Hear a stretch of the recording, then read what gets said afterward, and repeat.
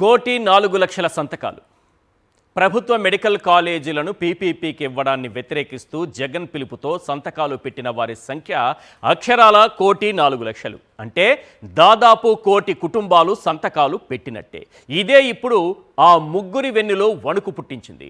అర్జెంటుగా రోడ్డెక్కాలని, జగన్మోహన్ రెడ్డిని అడ్డదిడ్డంగా తిట్టాలని, సైకో భాష, పీకుడు భాష వాడాలని ఆ ఇద్దరికీ ఆదేశాలు వచ్చాయి. అంతే, రోడ్డెక్కిన లోకేష్ జగన్మోహన్ రెడ్డిని వాడు వీడు అంటూ సైకో అంటూ రెచ్చిపోయారు.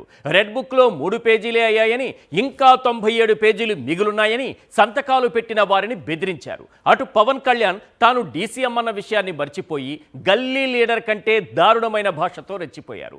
తాట తీసేస్తా, రోమాలు పీకేస్తా, చేతిలో గీతలు చెరిపేస్తా అంటూ ఊగిపోయారు. వీళ్లకు ప్రజా ప్రయోజనం పట్టదు, పేదవాడి ఆరోగ్యం పట్టదు, పేదవాడి వైద్య విద్య పట్టదు, దోచుకో పంచుకో తినుకో ఇవి తప్ప ఇంకేమీ పట్టవు. రాష్ట్రమంతా పీపీపీని వ్యతిరేకిస్తుంటే ఆ ముగ్గురు మాత్రం ప్రైవేటోడికి దోచిపెట్టాల్సిందే అంటున్నారు. కాదు కూడదని ఆందోళన చేసి ప్రజా మద్దతు కూడగట్టి సంతకాలు సేకరిస్తే వారేం మాట్లాడతారో తెలుసా? ఎలా రెచ్చిపోతారో తెలుసా? ఏ స్థాయికి దిగజారుతారో తెలుసా? నారా లోకేష్, కొణిదల పవన్ కళ్యాణ్, వీరిద్దరి భాష ఒక్కసారి మీరు స్క్రీన్ పైన వినండి. ఒక పద్ధతి ప్రకారం మనం పనిచేసుకుంటూ వెళ్తున్నాం, కానీ రాష్ట్రంలో కూడా ఒక సైకో ఉన్నాడు. ఎంత మంచి సినిమా అయినా ఒక చిన్న విలన్ ఉంటాడు. రాష్ట్రానికి ఒక సైకో ఉన్నాడు. నిన్న మొన్న మాట్లాడుతున్నాడు, అరెస్ట్ చేస్తాడంట. అరే 53 రోజుల్లో నువ్వు మా నాయకుడిని అరెస్ట్ చేసి ఇదే రాజమండ్రి జైల్లో బంధించి ఏం పీకావయ్యా? ఏం పీకావు? నువ్వు అరెస్ట్ చేస్తే మేము భయపడాలా? అరే, ఇట్లా నీ ముందర చాలామంది పెద్ద పెద్ద మాటలు మాట్లాడారు. వాళ్ళందరి పరిస్థితి ఏమైందని ఒక్కసారి ఆ సైకోని ఆలోచించమని నేను అంటున్నా. అంతేగాని ఈ మధ్యన చూస్తున్నా రప్పరప్ప అంటే ఏంటి రప్పరప్ప? 2 రప్పరప్ప మేము బీగుతాం. ఎర్ర బుక్లో 3 పేజీలనే, ఇంకొన్నాయి చాలా పేజీలు. ఎవరికి ఎప్పుడు ముహూర్తం పెట్టాలో నాకు తెలుసురా భయ్. ఎందుకో ఆవేశం, ఎగిరెగిరి వస్తున్నారు. ఇదే చెప్తున్నాను ఇంకొకసారి. సామాజిక మాధ్యమాల్లో కానీ విదేశాల్లో కూర్చొని వాగే వాళ్ళతో సహా ఇక్కడ కూర్చొని భవిష్యత్తులో మేము వస్తాం, వచ్చి మేమేం చేస్తామంటే వచ్చినప్పుడే మీరేం పీకలేదు, ఏం మాట్లాడతారు ఇప్పుడు? వచ్చినప్పుడే మీరు ఏం పీకలా అంటే ఏమనుకుంటారు? మీరు కూర్చోబెట్టి మీరు బెదిరింపులు చేస్తే భయపడతాం అనుకుంటున్నారా? అనటానికి కొన్ని గీతలు ఉంటాయి. గీతలను దాటి మాట్లాడితే మీ చేతికి మళ్ళీ ముద్రలు వేయడానికి అలా మాట్లాడే వాళ్ళు చెప్తున్నాను ఇప్పుడే. మీ చేతి మీద గీతలు తీసేస్తాం, అంత అరగదీస్తాం, గుర్తుపెట్టుకోండి. 1,00,00,000 సంతకాల సేకరణ సక్సెస్ అయిందన్న ఫ్రస్ట్రేషన్లోనే పవన్, లోకేష్ ఇలా మాట్లాడుతున్నారా? 1,00,00,000 కుటుంబాలు కూటమికి వ్యతిరేకంగా సంతకం చేశాయన్న భయంతోనే లోకేష్ బెదిరింపులకు దిగుతున్నారా? 17 ప్రభుత్వ మెడికల్ కాలేజీలు కట్టిన జగన్ సైకో అయితే మరి వాటిని ప్రైవేటు కమ్మేస్తున్న వారు ఏమవుతారు? పేదవాడికి ఉచితంగా కార్పొరేట్ వైద్యం, వైద్య విద్య అందాలని డిమాండ్ చేస్తే రెడ్ బుక్లో 3 పేజీలు మాత్రమే అయ్యాయి, ఇంకా 97 పేజీలు మిగులున్నాయని ఎందుకు బెదిరిస్తున్నారు? ఇక తాట తీస్తా తోలు తీస్తా అంటున్న పవన్ కళ్యాణ్ కోట వినుత నగ్న వీడియోలు తీయించిన వాడి తాట ఎందుకు తీలేకపోయారు? పిఠాపురంలో మైనర్ బాలికపై అత్యాచారం చేసిన టీడీపీ నేత తాట పవన్ కళ్యాణ్ ఎందుకు తీలేకపోయారు? తన తల్లిని 100 కోట్లిచ్చి దూషించిన వారి తాట తీస్తానన్న పౌరుషం ఇప్పుడు ఎక్కడికి పోయింది? సుగాలి ప్రీతి హత్య కేసులో దోషుల తాట పవన్ కళ్యాణ్ ఎందుకు తీయలేకపోయారో ప్రజలకు చెప్పే దమ్ముందా? పేకాట క్లబ్బులు అన్నారు, ఉత్తరాంధ్రలో భూ కబ్జాలన్నారు. మరి వారి తాట ఎందుకు తీయలేకపోతున్నారు పవన్ కళ్యాణ్ గారు? ప్రజలు అడుగుతున్నటువంటి ప్రశ్నలు ఇవి. 1,00,00,000 సంతకాల్లో భాగంగా పిఠాపురంలోనూ సంతకాల సేకరణ జరిగింది సార్. అటు మంగళగిరిలోనూ సంతకాల సేకరణ జరిగింది సార్. ఇటు కుప్పంలోనూ సంతకాల సేకరణ జరిగింది సార్. 18 నెలల్లో ఈ కూటమి ప్రభుత్వానికి వ్యతిరేకంగా 1,00,00,000 మంది ప్రజలు సంతకాలు చేశారంటే ఆ మాత్రం ఫ్రస్ట్రేషన్ ఉండాల్సిందే. పవన్ కళ్యాణ్ భాష మారడానికి, ఆయన రౌడీ అవతారం ఎత్తి బెదిరించడానికి 1,00,00,000 సంతకాల సేకరణ ఒక్కటే కారణమా? మరేదైనా కారణం ఉందా? ఖచ్చితంగా చెప్పలేం కానీ 15 ఏళ్లు చంద్రబాబుతో కలిసి ఉండాలని, టీడీపీకి సేవ చేయాలని, బాబు పల్లకి మోయాల్సిందేనని ఆయన చెప్పటం ఆయనను నమ్మే కొంతమంది ఆయన సామాజిక వర్గానికి చెందిన వారికి కూడా ఆగ్రహం తెప్పించిందట. ఆయన సీఎం మెటీరియల్ కాడని వారు డిసైడ్ అయిపోయారు. దానికి తగ్గట్టుగానే ఆ సామాజిక వర్గం నుంచి కొన్ని సంకేతాలు అందుతున్నాయి. అగ్నికి ఆజ్యం తోడైనట్టుగా పవన్ కళ్యాణ్ ఫ్రస్ట్రేషన్కు ఇది ఓ కారణంలా కనిపిస్తోంది. పవన్ తాను ఒక డీసీఎం అన్న విషయాన్ని మర్చిపోయి గల్లీ లీడర్లా ఎందుకు బిహేవ్ చేశారో తరువాత చర్చిద్దాం. అంతకన్నా ముందు లోకేష్ భాష గురించి కూడా మనం మాట్లాడుకోవాలి. 2019-24 మధ్య జగన్ సీఎంగా ఉన్నప్పుడు అతను సైకో అని, క్యాన్సర్ గడ్డ అని, తొగ్లక్ అని ఇష్టానుసారంగా మాట్లాడారు. ఇప్పటికీ అదే భాష వాడుతున్నారు. అదే భాష ఇట్నుంచి వస్తే మాత్రం వైఎస్ఆర్సీపీ బూతుల పార్టీ అని ముద్ర వేశారు. బాబు లోకేష్ ఇద్దరు దైవాంశ సంభూతులు అన్నట్లుగా ఒక వాతావరణం క్రియేట్ చేశారు. ఇప్పటికీ జగన్మోహన్ రెడ్డిని సైకో అంటూ దూషిస్తూనే ఉన్నారు. ఈ పాయింట్ల నేపథ్యంలో ప్రధానంగా today's big question on big screen. ఒక్కసారి స్క్రీన్ పైన చూద్దాం. ఎస్, లోకేష్ పవన్ భాష హద్దులు దాటడానికి, ఫ్రస్ట్రేషన్ పీక్స్కు చేరడానికి కారణం ఏంటి? Today's big question, Lokesh Pawan భాష హద్దులు దాటడానికి, ఫ్రస్ట్రేషన్ పీక్స్కు చేరడానికి కారణం ఏంటి? ఈ అంశంపైనే మనం మాట్లాడబోతున్నాం. చర్చలో పాల్గొంటున్నారు శేఖర్ రెడ్డి గారు, వైఎస్ఆర్సీపీ అధికార ప్రతినిధి, ఎంఆర్ పాషా గారు, సీనియర్ అనలిస్ట్, పసుపులేటి సురేష్ గారు, వైఎస్ఆర్సీపీ మీడియా ప్యానలిస్ట్ మనతో పాటు జాయిన్ అయ్యారు. రైట్, ముందుగా పవన్ కళ్యాణ్ లోకేష్ భాష గురించి మాట్లాడే ముందు, నిన్న జగన్మోహన్ రెడ్డి గారి బర్త్డే సందర్భంగా ఇటు ఆంధ్రప్రదేశ్లో, ఇటు తెలంగాణలో, మరీ ముఖ్యంగా హైదరాబాద్లో కూడా ఏ స్థాయిలో సంబరాలు మిన్నంటాయి అనేది ఒకసారి చూద్దాం. దాని గురించి కూడా మనం మాట్లాడుకోవాల్సినటువంటి అవసరం ఉంది. ఎందుకు చెప్తున్నానంటే ఒకసారి దృశ్యాలు చూసిన తర్వాత ఆ పాయింట్ మీకు చెప్తాను. కొన్ని దృశ్యాలు చూపించండి, హైదరాబాద్కు చూపించండి. ఏపీలో అందరూ చూశారు, హైదరాబాద్లో ఏ స్థాయిలో జరిగింది ఒక్కసారి సంబరాలని ఒకసారి చూపించండి.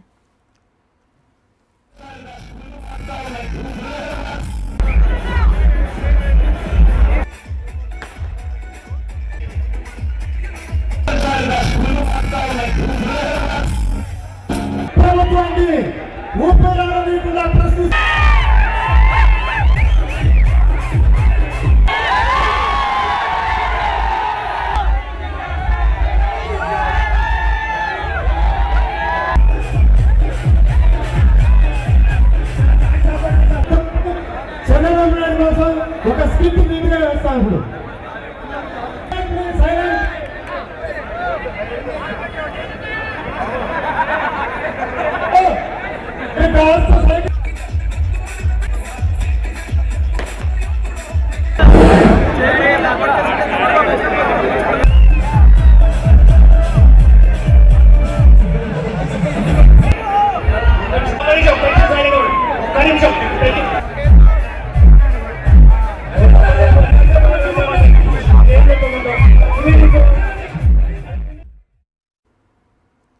నాకు తెలిసినంత వరకు చరిత్రలో ఎప్పుడూ ఒక నాయకుడి పుట్టినరోజు ఈ స్థాయిలో జరిగినట్టుగా లేదు. అందుకంటే ఆంధ్రప్రదేశ్లో జరిగిన విధానం కానీ, సోషల్ మీడియాలో పెట్టినటువంటి పోస్టులు కానీ, ప్రతి చోట ప్రతి ఒక్కరూ జగన్మోహన్ రెడ్డిని అభిమానించేటటువంటి ప్రతి ఒక్కరూ కూడా ఆయన పుట్టినరోజుని ఒక వేడుకగా జరుపుకున్నారు. ఇక్కడ ఒక పాయింట్ అర్థమవుతోంది. దాదాపు 90% మంది వైఎస్ఆర్సీపీకి సంబంధించినటువంటి కేడర్, కార్యకర్త, అభిమాని, నాయకులు అందరూ ట్రాక్లోకి వచ్చేశారు. అందరూ దాదాపు ట్రాక్లోకి వచ్చేశారు. వాళ్ళపైన జరిగినటువంటి దాడులు, నడి రోడ్డు మీద వారిని నరికి చంపిన విధానం, గ్రామాలు వదిలిపోయేలా ఇళ్లకు ఇళ్ళు, కుటుంబాలకు కుటుంబాలు, గ్రామం వదిలి రాష్ట్రం దాటి వెళ్ళిపోయేలా దాడులు, అక్రమ కేసులు, ఒక్కొక్కరిని జైల్లో మగ్గేలా చేసినటువంటి విధానం, రెడ్ బుక్ అని చెప్పి ఓపెన్గా భయపెట్టి అక్రమ కేసులు పెట్టి జైళ్లలోకి తోసి లాఠీలతో కుళ్ళబొడిచి కనీసం కోర్టుకు కూడా తీసుకెళ్లకుండా 2-3 రోజులు రహస్య ప్రదేశాల్లో ఉంచి ఒక్కొక్కరిని హింసించిన విధానం చూశాక ఇప్పట్లో వీళ్ళు కోలుకుంటారా అన్న ఒక్క అనుమానం వచ్చింది. కానీ పరిస్థితి చూస్తే ట్రాక్లోకి వచ్చేసినట్టుగా కనిపిస్తోంది. ఇక్కడేమో లోకేష్ గారు 3 పేజీలే అయ్యా, ఇంకా 97 పేజీలు మిగులున్నాయి అన్నారు. అంటే 100కి లెక్కేసుకుంటే ఇంకెన్ని పేజీలు, 150 పేజీల 200 పేజీలు తెలియదు. ఇంకో 97 పేజీలు ఉన్నట్టే, 100 పేజీలు ఉంటే ఇన్ కేస్. మరి ఇక్కడ చూస్తే ఈ స్థాయిలో సంబరాలు జరగటం. ముందుగా ఈ అంశం పైన మాట్లాడిన తర్వాత లోకేష్ పవన్ కళ్యాణ్ భాష పైన మనం మాట్లాడుకుందాం. శేఖర్ రెడ్డి గారు, పాషా గారు, సురేష్ గారు, 2 minutes. నిన్న జగన్మోహన్ రెడ్డి గారి బర్త్డే సందర్భంగా జరిగినటువంటి వేడుకలు ఏం చెబుతున్నాయి, ఎలాంటి సంకేతాలు ఇస్తున్నాయి? ఫస్ట్ శేఖర్ రెడ్డి గారు ప్లీజ్. నమస్తే అండి ఈశ్వర్ గారు, మీకు అలాగే సాక్షి టీవీ వీక్షకులకి, తోటి ప్యానలిస్టులకి అందరికీ కూడా గుడ్ ఈవినింగ్ సార్. నిన్న నేను హైదరాబాద్లో నేను బెంగళూరులో ఉంటాను. జగన్మోహన్ రెడ్డి గారి జన్మదిన వేడుకలకి హైదరాబాద్లో ఉన్నటువంటి జగన్మోహన్ రెడ్డి గారి అభిమానులు కొంతమంది కాల్స్ చేయడంలో ఆ వేడుకల్లో పాల్గొనడం కోసం వచ్చాను. అవన్నీ చూసిన తర్వాత నాకు శ్రీశ్రీ గారి పద్యం గుర్తొచ్చిందండి. రాష్ట్రంలో కూటమి దుష్టపాలన వచ్చిన తర్వాత ఎవరెవరైతే అణగారపరచబడిపోతున్నారో, ఎవరెవరైతే అణిచివేతకు గురవుతున్నారో వాళ్ళందరికీ ధైర్యం ఇచ్చేలా ఒక పద్యం రాశాడు శ్రీశ్రీ గారు. మీ రక్తం కనలి కనలి, మీ నాడులు కదిలి కదిలి, మీ ప్రేవులు కలిగి కలిగి వస్తున్నాయి వస్తున్నాయి వస్తున్నాయి, జగన్నాథ రథ చక్రాలు వస్తున్నాయి అవిగో అని చెప్పి ఒక పద్యం రాశాడు సార్. అలా ఈ కూటమి దుష్ట పాలనని కూకటి వేళ్లతో సహా ఏదైతే చీల్చి చెడనాడడం కోసం జగన్నాథ రథ చక్రాలు సిద్ధమయ్యాయి సార్. ఎవరైతే రెడ్ బుక్ పేరుతో రాజ్యాంగాన్ని అపహాస్యం చేస్తూ ఈరోజు అరాచక పాలన సాగిస్తున్నారో ఆ అరాచక పాలనని అంతమొందించడానికి జగన్నాథ రథ చక్రాలు సిద్ధమవుతున్నాయి సార్. సో నేను ఎవరైతే ఈ కూటమి పాలన వల్ల ఎవరైతే ఈరోజు అణిచివేతకు గురవుతున్నారో, వాళ్ళ అరాచక పాలనకి ఇబ్బందులు పడుతున్నారో వాళ్ళందరికీ ధైర్యంగా చెప్తున్నాను sir YSR Congress party media నుంచి. జగన్నాథ రథ చక్రాలు సిద్ధమయ్యాయి. ఈ 18 నెలల్లో జరిగిన అరాచకం అంతా చూసిన తర్వాత ఏంటి మీ క్యాడర్లో ఆ భయం వెళ్ళిపోయిందా? సార్ మీరు చరిత్ర చూసుకుంటే ఏ విప్లవమైన స్టార్ట్ అయితే ఫ్రెంచ్ విప్లవం కానీ, రష్యన్ విప్లవం కానీ, అదేవిధంగా ఇటలీలో కానీ, లేకపోతే అమెరికాలో కూడా విప్లవం, ఏదైనా సరే మితిమీరిన అణిచివేత నుంచే విప్లవం పుడుతుంది. ఈ కూటమి అధికారంలోకి వచ్చిన తర్వాత రెడ్ బుక్ పేరుతో మా కార్యకర్తలను చంపడం, మా కార్యకర్తల ఆస్తులు తగలబెట్టడం, గ్రామాలు ఊర్ల నుంచి తరిమి వేయటం లాంటివి అధికారాన్ని అడ్డు పెట్టుకొని ఈరోజు మా కార్యకర్తల్లో కసికి కారణం జగన్మోహన్ రెడ్డి గారి మీద ప్రేమ. జగన్మోహన్ రెడ్డి గారు ఉంటేనే రాష్ట్రం బాగుపడుతుందండి సార్.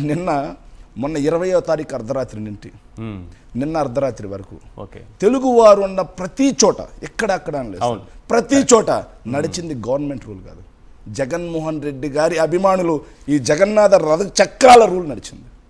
అందులో ఎలాంటి సందేహం లేదు. నిన్న ఏంటంటే అభిమానులు చదువుకున్న వాళ్ళు వీళ్ళు చేశారు, లేదంటే పార్టీ క్యాడర్ చేసింది, పార్టీ నాయకులు చేశారంటే ఒక లెక్క అండి. ఈరోజు ఇన్స్టాగ్రామ్లో ఒక వీడియో చూశాను సార్. నాకు జగన్మోహన్ రెడ్డి గారు ఒక నాయకుడిగా కాదు, ప్రజల గుండెల్లో ఒక దేవుడిగా నిలబడిపోయాడు అన్నానికి ఆ వీడియో సాక్ష్యం సార్. అందరూ రైతు కూలీలు సార్, మహిళలు రైతు కూలీలు మిరప తోటలో పంట కోయడానికి వెళ్ళారు సార్. వాళ్ళందరూ కూలీలు సార్. యాక్చువల్లీ రైతు కూలీలు ఎలా ఉంటారు మీకు తెలుసు సార్. ఆ రైతు కూలీల వేషధారంలో వాళ్ళు జగన్మోహన్ రెడ్డి గారి కేక్ కట్ చేసి వాళ్ళ కళ్ళల్లో నిజమైన సంబరం చూశాను సార్. అది జగన్మోహన్ రెడ్డి గారు రాష్ట్ర ప్రజల గుండెల్లో చిరస్థాయిలో మిగిలిపోయాడు అనడానికి కారణం సార్. ఏడాదికి సార్ ఓడిపోయిన 18 నెలల్లోనే జగన్మోహన్ రెడ్డి గారి జన్మదినం వచ్చిందంటే సార్ మా వైఎస్ఆర్ కాంగ్రెస్ పార్టీ కార్యకర్తలు, నాయకులు పాపం కూటమి నిద్ర కూడా పోనట్లేదు సార్. ఎందుకంటే 2 రోజుల క్రితం కోటి సంతకాల సేకరణ పేరుతో అబ్బా కొడుకు దత్తపుత్రుడు ముగ్గురికి కూడా నిద్రలు కూడా లేవు సార్. నాయకులకి నిద్ర లేవు సార్. ఈ రోజు ఇది చూసిన తర్వాత, ఈ జగన్మోహన్ రెడ్డి గారి జగన్నాథ రథ చక్రాల సందడి చూసిన తర్వాత, ఈ సవ్వడి చూసిన తర్వాత కూటమిలో ఏ ఒక్కరికి నిద్రలు ఉండవు సార్. అందులో నో డౌట్ అట్ ఆల్ కూటమి యొక్క ఈ కాలకేయ పాలన కూకటి వేళ్లతో సహా పిగిలించేంత వరకు ఈ జగన్నాథ రథ చక్రాలు ఆగవు అని చెప్పి మరొకసారి తెలియజేసుకుంటూ జగన్మోహన్ రెడ్డి గారికి, మా జననేత, మా ప్రియతమ నాయకుడు జగన్మోహన్ రెడ్డి గారికి హ్యాపీ బర్త్డే టు జగన్ అన్న. సో జగన్నాథ రథ చక్రాలు ట్రాక్ ఎక్కేసాయి. రథ చక్రాలు ఎలా ఎక్కాయంటే అండి, కూటమి యొక్క జెండా దిమ్మెలు కూడా మిగలవు సార్. రైట్ ఎస్ పాషా గారు ప్లీజ్. అందరికీ నమస్కారం అండి.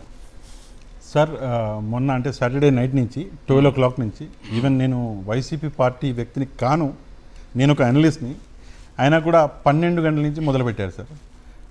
నైట్ 2:30కి చివరికి నేను ఇంటర్నెట్ ఆఫ్ చేసి పండుకోవాల్సి వచ్చింది.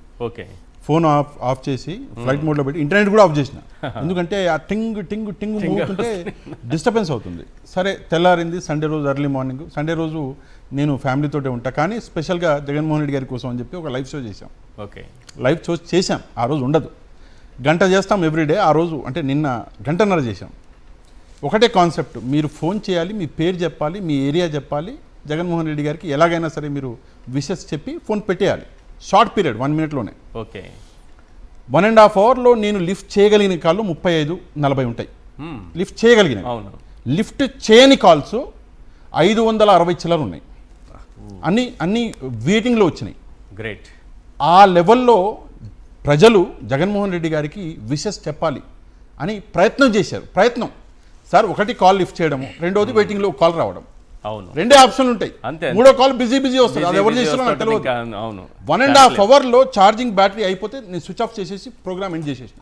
ఓకే. 1 hour-ఏ కానీ 1.5 hour పెంచారు. వాళ్ళే చెప్పుకోండి. Yes. అందులో కొంతమంది మహిళలు ఫోన్ చేశారు సార్, కొంతమంది రైతులు ఫోన్ చేశారు, కొంతమంది విద్యార్థులు ఫోన్ చేశారు, అమెరికా నుంచి ఫోన్ చేశారు, డైరెక్ట్గా అమెరికా నుంచి, దుబాయ్ నుంచి, ఖత్తర్ నుంచి, ఇతర దేశాల నుంచి ఫోన్ చేసి వాళ్ళు అంటే కొంతమంది ఎమోషనల్ అయిన పద్ధతి నా కళ్ళలో నీళ్ళొచ్చాయి. ఒక రైతు ఆయన మాట్లాడుకుంటూ ఏడవడం మొదలుపెట్టాడు. ఆయన చెప్పిన ఒకటే మాట నాకు అర్థమైంది, నా ఆయుష్ కూడా పోసుకొని జగన్మోహన్ రెడ్డి గారు 100 ఏళ్ళు బతకాలి అన్నాడు. ఆ ఒక్క మాట గుర్తుంది. ఒకటి. రెండవది, ఒక మహిళ ఫోన్ చేశారు, ఆమె కొడుకు చేసి తల్లికిచ్చారు. తల్లికిస్తే ఆమె మాట్లాడారు. ఏంటమ్మా అంటే, నేను ఇంట్లో వైఫ్ని, నేను బయటికి వెళ్ళను, నాకు బయట ప్రపంచంతో సంబంధం లేదు, కానీ మా జగన్ అన్నే గెలవాలి. సార్, మీరు ఏం చేస్తారో తెలియదు, మీరు మాత్రం జగన్మోహన్ రెడ్డి గారి అంటే మీరు ఉండి గెలిపించాలి అంటది ఆమె.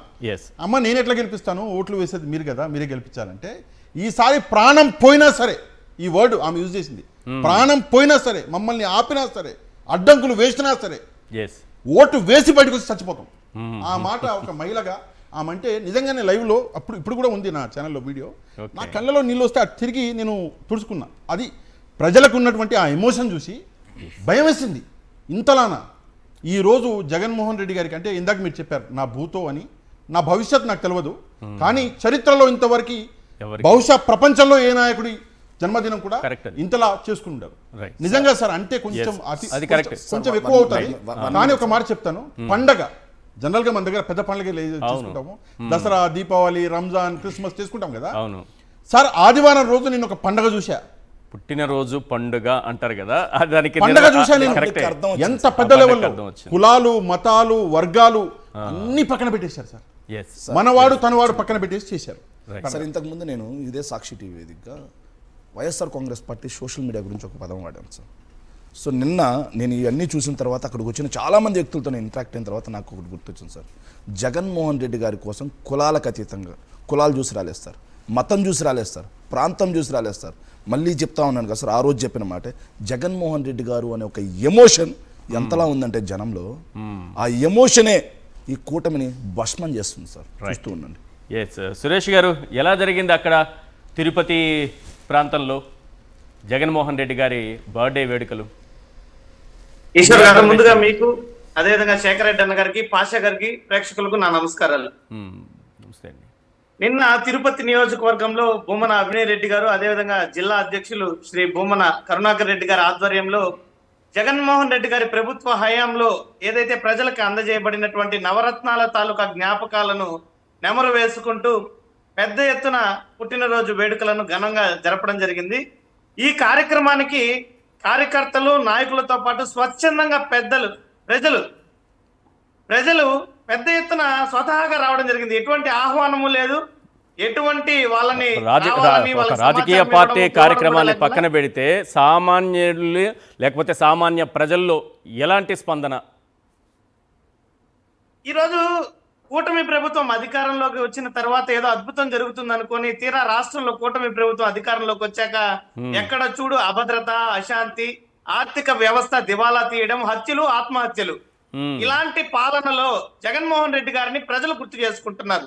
జగన్మోహన్ రెడ్డి గారి హయాంలో జరిగినటువంటి సంక్షేమాన్ని, జగన్మోహన్ రెడ్డి గారు రాష్ట్రాన్ని నడిపినటువంటి అభివృద్ధి పదాన్ని ఈరోజు ప్రజలు జగన్మోహన్ రెడ్డి గారు ఉంటే బాగుండు, జగన్మోహన్ రెడ్డి గారిని ఈ రాష్ట్రం దూరం చేసుకునిందని భావోద్వేగానికి లోనయ్యేటువంటి పరిస్థితి.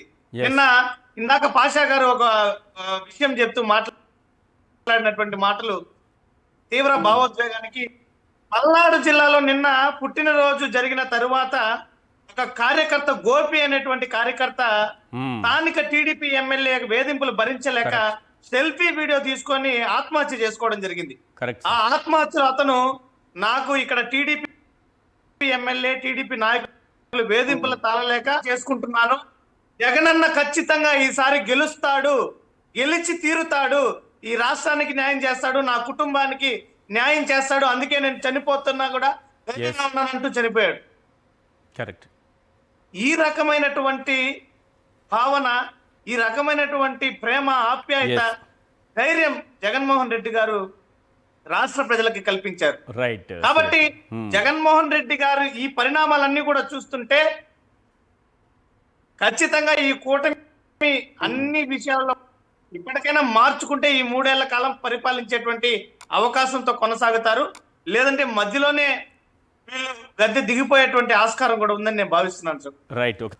రైట్. శేఖర్ రెడ్డి గారు, మీరు వినే ఉంటారు లోకేష్ గారు మాట్లాడినటువంటి భాష. జగన్మోహన్ రెడ్డిని వాడు వీడు అనడంతో పాటు ఒక సైకో అనడం, ఏం పీకావు నువ్వు అనడం, ఇవన్నీ ఏంటి కారణం? అదే సమయంలో వెంటనే మళ్ళీ పవన్ కళ్యాణ్ కూడా దాన్ని కంటిన్యూ చేస్తున్నట్టుగా పవన్ కళ్యాణ్ కూడా బయటికి రావడం ఆయన ఈ మధ్యకాలంలో కనపడలేదు ఎక్కడ.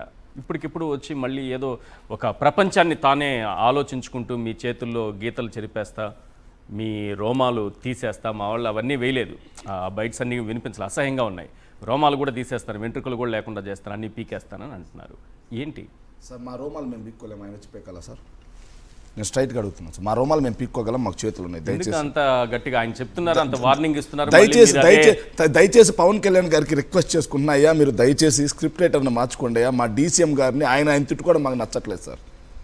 అదేంటది? ఆయన తిట్టుకోవడం, ఆ భాష మా రామాలు మాకు పిక్కోవడం చేతు, మా చేతి గీతలాగిద్దాం అంటాడు. ఏం మాట్లాడాలి సార్? దయచేసి నేను డిస్క్లైమర్ ఉంటుంది, నేను మాట్లాడకూడదు, యూట్యూబ్ ఛానల్ ఏంటి వేరే రకంగా మాట్లాడేవాడిని.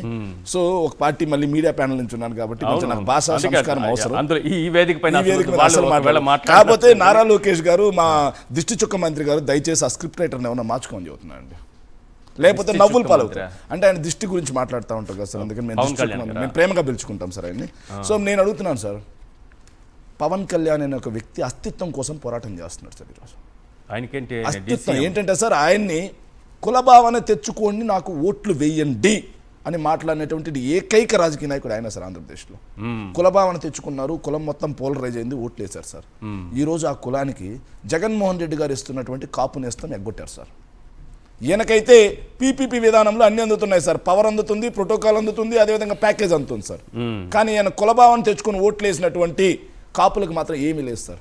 జగన్మోహన్ రెడ్డి గారు 24,000 కోట్ల రూపాయలు కాపులకు సంక్షేమానికి ఖర్చు పెడితే ఈరోజు గుండు సున్నా. సో ఆ కాపులు మొత్తం ఆగ్రహంగా ఉన్నారు సార్. సో దాన్ని డైవర్షన్ చేయాలి. సో మళ్ళీ నా మీద దాడి చేస్తున్నారు వైఎస్ఆర్ కాంగ్రెస్ పార్టీ వాళ్ళని చూపించుకోవాలి సార్. సో అస్తిత్వం సార్, వైఎస్ఆర్ కాంగ్రెస్ పార్టీని తిడితేనే మీడియాలో చూపిస్తారు అస్తిత్వం సార్.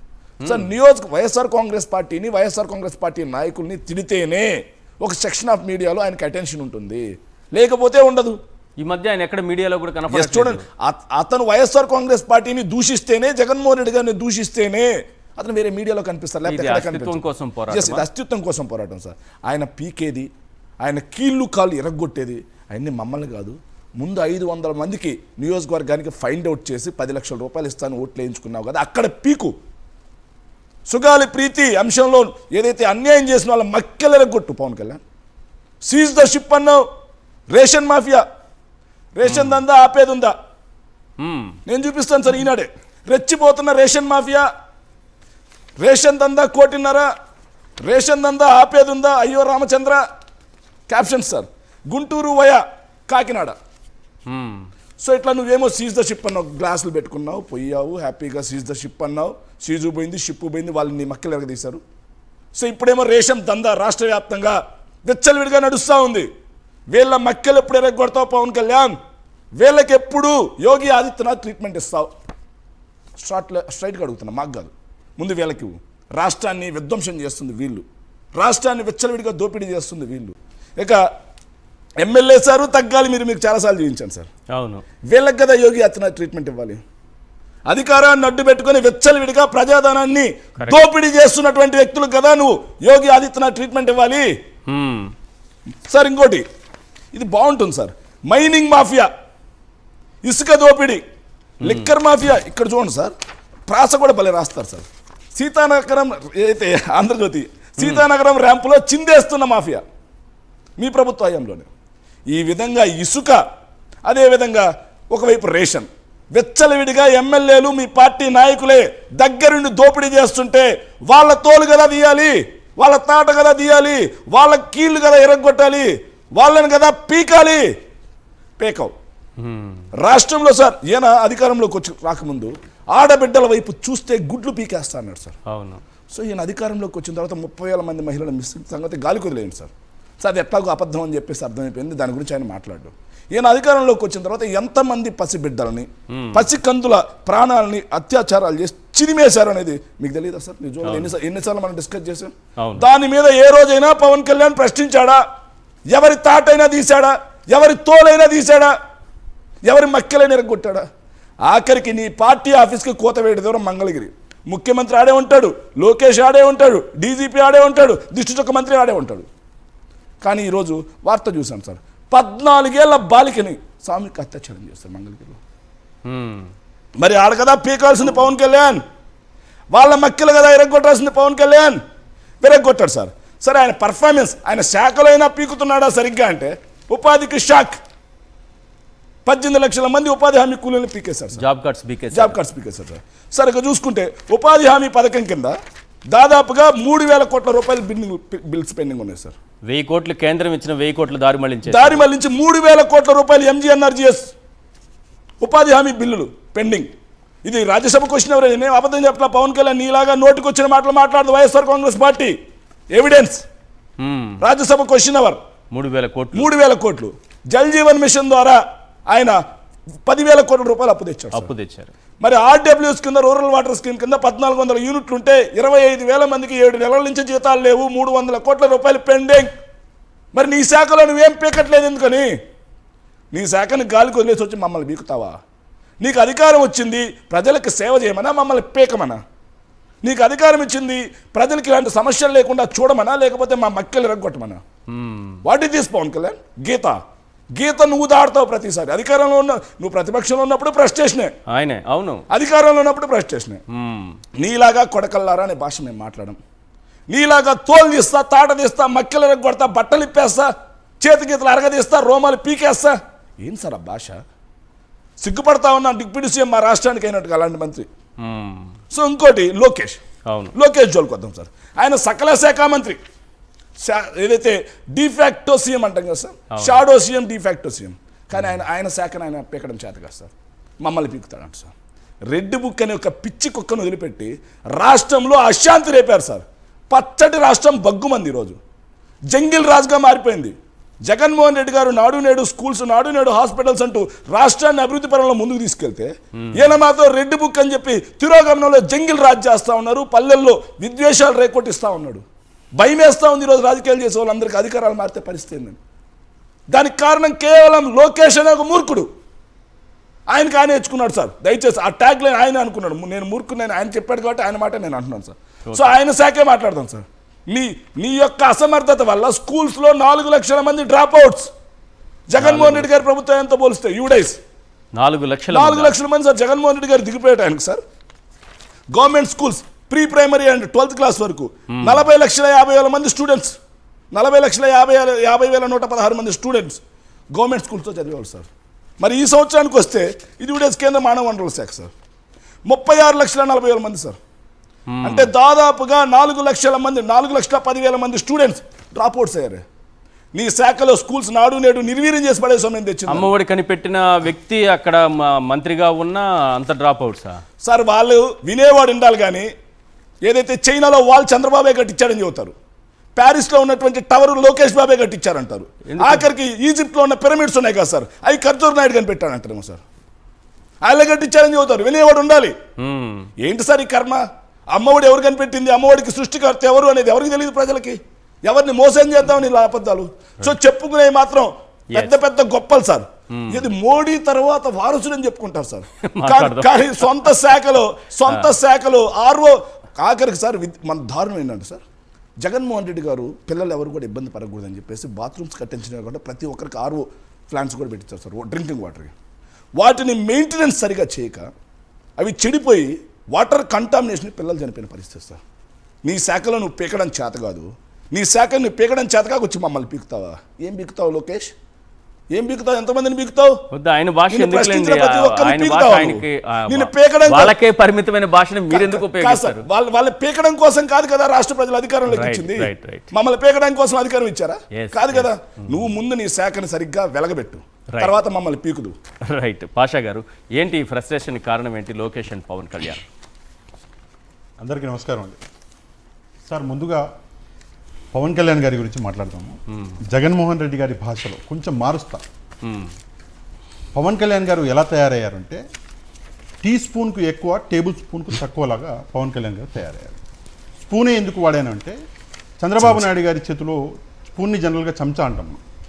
అలాగా ప్రస్తుతం పవన్ కళ్యాణ్ గారు మారిపోయారా అన్న అనుమానం అన్నది నాకు కలుగుతున్నది. సార్ దయచేసి వాళ్ళకి ఇంగ్లీష్ మీడియం కాదు సార్, వాళ్ళకి తెలుగు బాగా నచ్చుతుంది. మీరు చెంచానే అనండి. లేదు, వాళ్ళకి తెలుగు ఇష్టం సార్ బాగా. అదే చెప్తాను. No, no, ఇప్పుడు విషయం ఏంటంటే ఎందుకు ఆ మాట అన్నాను అంటే ఇంతకుముందు జగన్మోహన్ రెడ్డి గారు చెప్పారు, క్లియర్గా చెప్పారు, టాయిలెట్ పేపర్కి ఎక్కువ, ఏదో టిష్యూ పేపర్కి ఏదో తక్కువ ఏదో అన్నట్టు. అవును సార్, దాన్ని నేను కొంచెం మార్చా అంతే.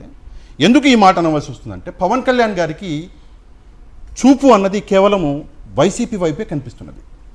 పొద్దున లేచి ఆయన కేవలం వైసీపీ నాయకులు ఎవరెవరు ఏమేమన్నారు అని న్యూస్ చదువుకుని న్యూస్ పేపర్ మడిచి పక్కన పెట్టేస్తున్నాడు. ఓకే. ఎందుకు చేస్తున్నాడు అంటే ఐడెంటిటీ క్రైసిస్.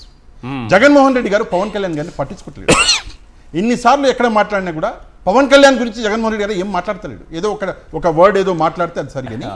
ప్రాబ్లం ఏమైంది అంటే ఆంధ్రప్రదేశ్లో అపోజిషన్ పార్టీ ఉన్నది ఒకటే, వైసీపీ.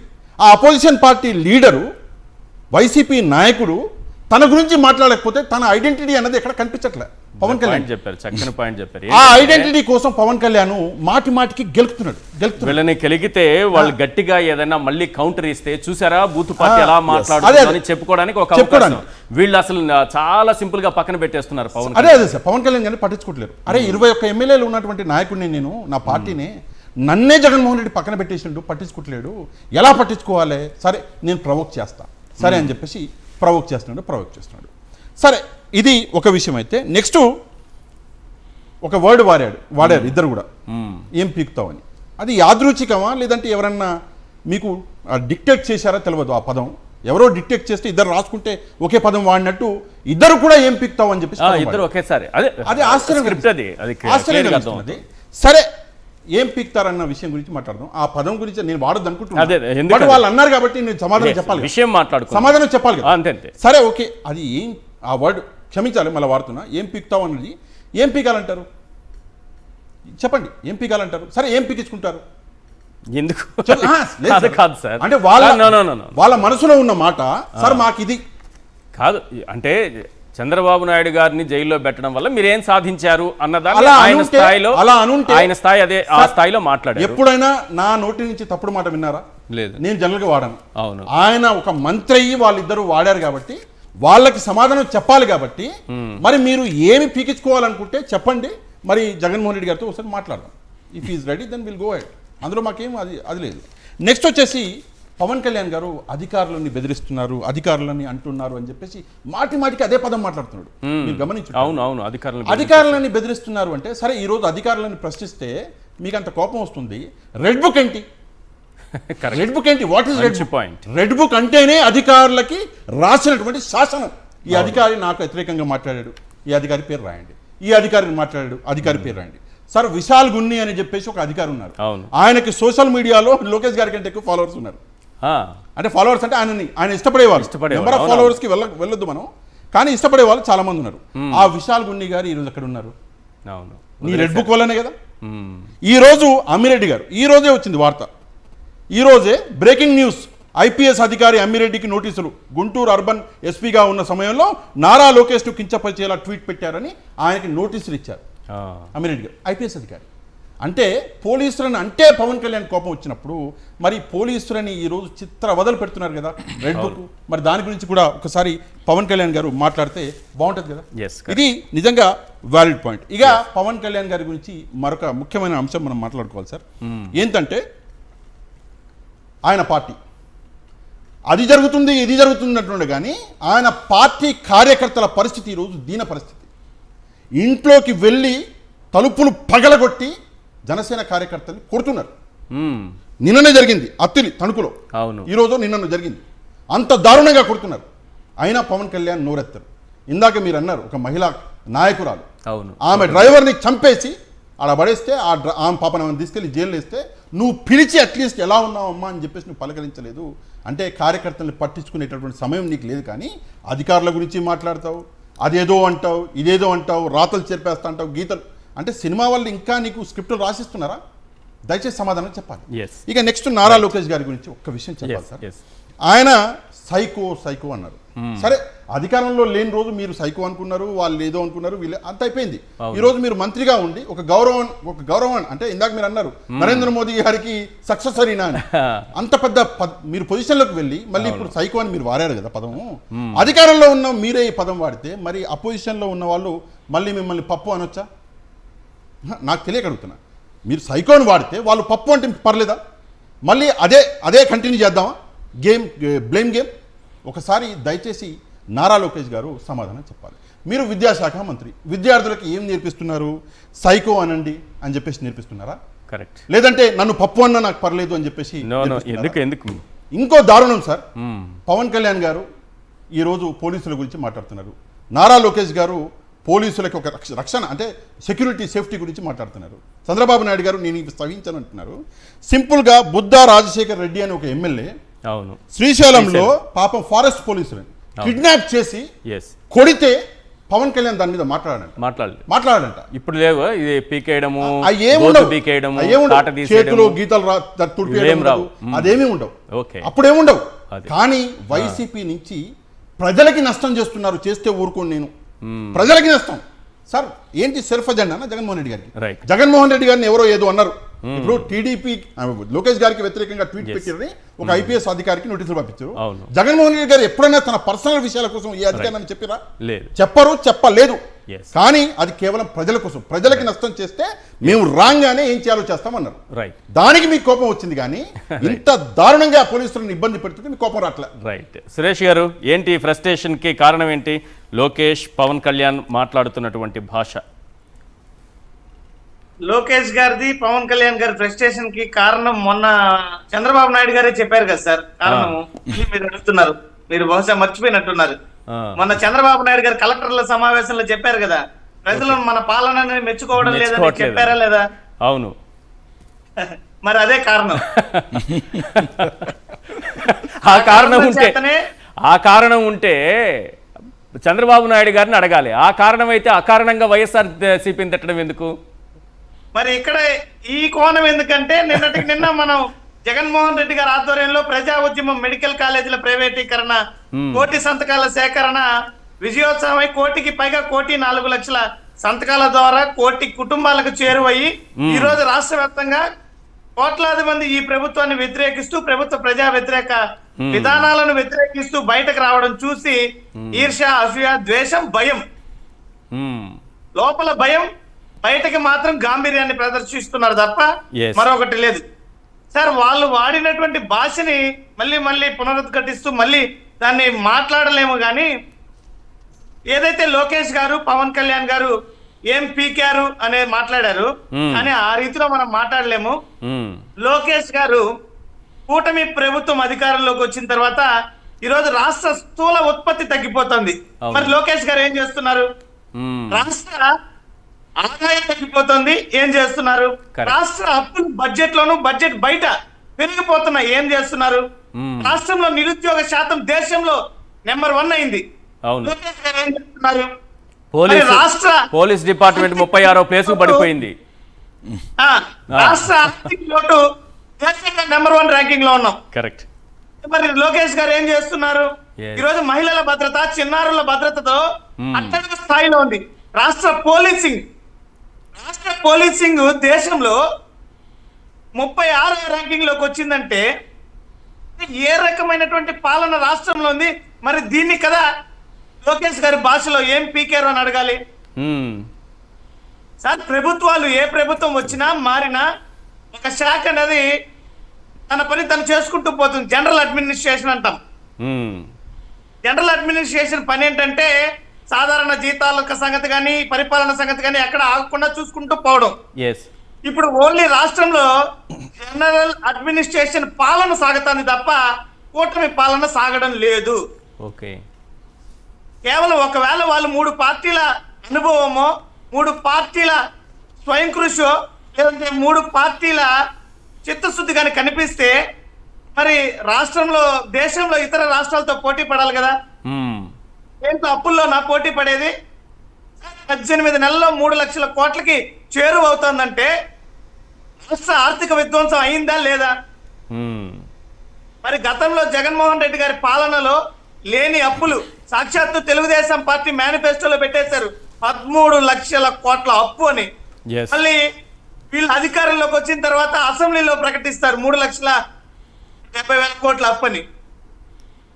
ప్రజలని మాయమాటలు చెప్పి కప్పించడం పవన్ కళ్యాణ్ గారు. అసలు పవన్ కళ్యాణ్ గారిని సూటిగా ఒకటే ప్రశ్నిస్తున్నా, ఆ రోజు కూటమి పార్టీలను అధికారంలోకి తీసుకురావాలని కుల భావన తెచ్చుకుని ఓట్లు వేయండి అని అభ్యర్థించింది పవన్ కళ్యాణ్ గారు. మరి కుల భావనతో పవన్ కళ్యాణ్ గారిని నమ్మి ఓటేసినటువంటి ఆ కులాలను ఈరోజు ఈ కూటమి ప్రభుత్వం వెలివేస్తుంది. రైట్. ఆ సామాజిక వర్గం మొత్తం కూడా ఈరోజు బాధను అనుభవిస్తుంది. ఎందుకు? ఈ రోజు అధికారంలోకి 3 పార్టీలు వస్తే ఒక సామాజిక వర్గం ఏకచక్రాధిపత్యం చూపిస్తుంది రాష్ట్రంలో. ఒక సామాజిక వర్గం ఈ రోజు మిగతా వాళ్ళందరినీ కూడా అణిచివేస్తుంది. అధికారులు వాళ్ళే ఉండాలి. ఈ రోజు అధికారము పెత్తనము వాళ్ళ చేతుల్లోనే ఉండాలి. మాట వాళ్ళదే చెల్లాలి. ఆర్థిక అభివృద్ధి ఆర్థిక పరిపుష్టి వాళ్ళకే కలగాలి. అంటే రాష్ట్రంలో మిగతా సామాజిక వర్గాలు లేవా? మిగతా సామాజిక వర్గాలు ఓట్లు వేయలేదా? సార్ బీసీలకి అధికారంలోకి వస్తానే 5 సంవత్సరాలలో 1,00,000 కోట్లు ఖర్చు పెడతానని హామీ ఇచ్చారు సార్ మేనిఫెస్టోలో. మరి 18 నెలలు అవుతుంది. ఆ లెక్క ప్రకారం 45,000 కోట్లు బీసీలకు ఖర్చు పెట్టాలి కదా. నారా లోకేష్ గారు ఏం చేశారు? ఇప్పుడు ఖర్చు పెట్టారా? కొన్ని కాపులకి 15,000 కోట్ల రూపాయలు ఇస్తాము, నియోజకవర్గానికి ఒక కాపు కమ్యూనిటీ భవనాన్ని కట్టిస్తున్నారు. ఒక శిలాఫలకం వేశారా? 175 నియోజకవర్గాల్లో కాపులకు ₹1 నిధులు కేటాయించారా? రైట్. ఆ సామాజిక వర్గానికి అన్యాయం జరుగుతుంటే పవన్ కళ్యాణ్ గారు ఎవరి వేలముద్రలు చేర్చాలి? పవన్ కళ్యాణ్ గారు ఎవరి మీద కసుబుసులాడాలి? పవన్ కళ్యాణ్ గారు ఎవరిని నిలదీయాలి?